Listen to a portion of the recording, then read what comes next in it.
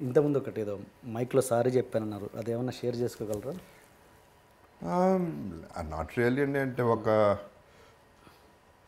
శ్రీనివాస్ రెడ్డి అనే కెమెరామెన్ ఉండేవారు. ఆయనకి అనవసరంగా lost my temper, I screamed at him in Dubai.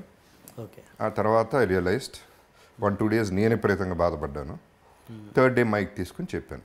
And నాకు తప్పు చేస్తే మైక్ తీసుకుని చెప్పడం అలవాటు. ఓకే. అలవాటు అంటే ఇది తప్పులు ఎక్కువ చేయను, ఎందుకంటే నా కోసమే చేయను. I don't want to make mistakes. అంటే అనవసరమైన తప్పులు అందరూ ఒకటే ఫైనలీ. మీ వీక్నెస్లు మీకుంటాయి, నా వీక్నెస్లు నాకుంటాయి. There is no point in being negative. Negativity is a dark thing. ఇదేమో వేరేస్ ఆప్టిమిస్టిక్ ఉంటే ఇట్స్ లైట్ అని చూస్తున్నాం. So let us be happy, that's all. మర్చిపోయాను, ఇంతకుముందు అడగడం మర్చిపోయాను. ఇప్పుడు ప్రతి ఒక్క హీరోకి ఏదో ఒక సినిమా గుర్తుండిపోద్ది. ఇప్పుడు ఈ సెకండ్ ఇన్నింగ్స్ మర్చిపోండి. హీరోగా ఉన్నప్పుడు ఒక చిరంజీవి గారికి ఖైదీ అన్నట్టు రకరకాల, అలా జగపతి బాబు గారికి ఒక సినిమా చెప్పండి, మీకు నచ్చిన సినిమా. గాయమే అవుతుందండి. గాయం. ఎస్.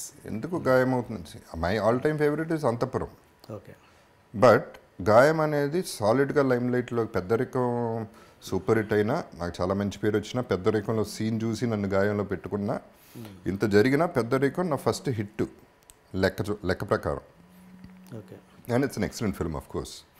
అండ్ ఆ తర్వాత గాయం ఎందుకు, నా వాయిస్తో ఆర్జీవి, నా వాయిస్తో ఒక మామూలు ఇన్నసెంట్ లుకింగ్ పర్సన్ని ఎక్కడో ఏదో ఏడుపు సీన్లో చూసి గాయంలో నన్ను పెట్టుకుని ఒక డెఫినెట్గా సాలిడ్గా ఒక గాడ్ ఫాదర్ని చూపించాడు అక్కడ. ఎస్. ఆ ఇమేజ్ ఎప్పటికీ గుర్తుండిపోయే image. That is why I would say Gaayam. అటు చూస్తే మళ్ళీ లెక్క పెడితే శుభలగ్నం, అటు చూస్తే ఎటు చూసినా, but still Gaayam would stand out.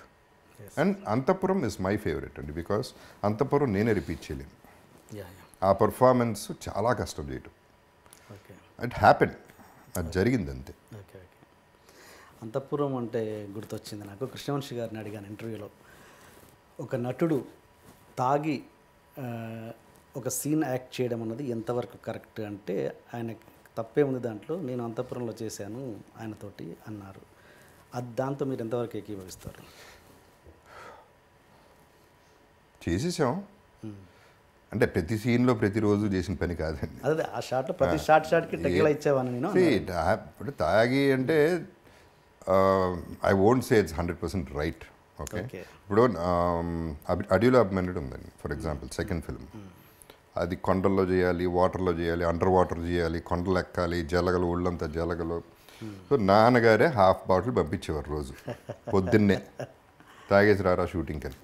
Okay. Because కొన్ని సినిమాలు కొన్ని సిచ్యువేషన్స్లో అవి వర్క్ అవుతాయి. ఓకే. ఎందుకంటే ఇప్పుడు ఆ హైట్ 300-400 degrees నుంచి కింద పడి కాలు జారిందంటే కింద పడతాం, కొంచెం ధైర్యం కావాల్సి వస్తుంది. అప్పుడు అంటే అది చాలామంది లేకుండా కూడా చేస్తారు, బట్ అది 100% తప్పని నేనేం ఇంకేం చేశాను, రేపులు చేశాను, మర్డర్లు చేశాను, తాగాను అంతే. అంటే ఒక ప్రొఫెషన్ అంతపురంలో ఆల్ దాట్ ఇప్పుడు ఇన్హిబిషన్స్ అన్నీ పోయి ఆ వైల్డ్ ఫైర్లో ఉండేవాడిని ఎప్పుడు. ఓకే. ఏదో చేసేయాలి, ఇంకా వైల్డ్గా ఉండాలి, ఇంకా వైల్డ్గా ఉండాలి, ఇట్ వర్క్డ్ అంతే. ఓకే. నేను సమర్థించుకోవడం అనుకోండి, మరి అది సమర్థించడం అంటారో ఏమంటారో నాకు తెలియదు. 100% రైట్ అని మాత్రం నేను అది మాత్రం అన్నాను, తప్పని నేను అనుకోవట్లేదు. ఓకే. ఓకే. నేను తాగి కొడితే పోనీ ఏమని చెప్పండి, తాగి అమ్మాయిని ముట్టుకుంటే ఏమన్నా అనండి, నా యాక్టింగ్ నేను చేసుకుని నా భద్రతలో నేను పోయాను.